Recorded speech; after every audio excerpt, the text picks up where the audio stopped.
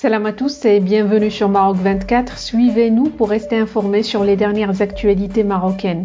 Aujourd'hui, le jeudi 4 mai 2023, on va explorer les coulisses des relations tripartites entre Rabat, Ankara et Alger.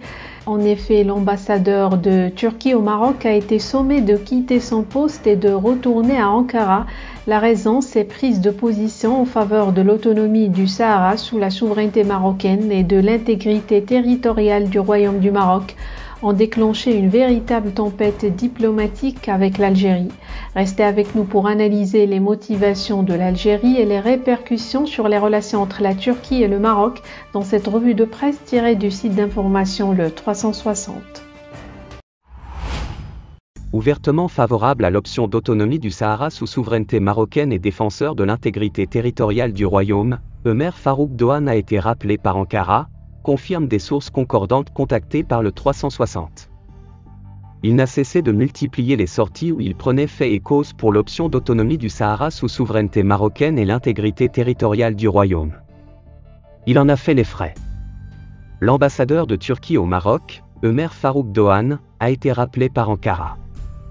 La décision actée il y a 20 jours, selon des sources concordantes contactées par le 360, a été prise en guise de mesure d'apaisement par Ankara suite à une levée de bouclier contre le diplomate turc dont la position n'a pas manqué d'irriter chez la Corée de l'Est.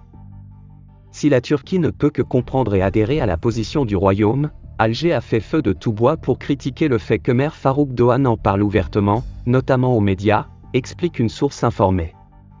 C'est précisément l'entretien accordé en novembre 2022 par le diplomate aux médias Maroc Hebdo, qui semble avoir donné le coup de sifflet de la charge menée contre lui par Alger auprès de son pays.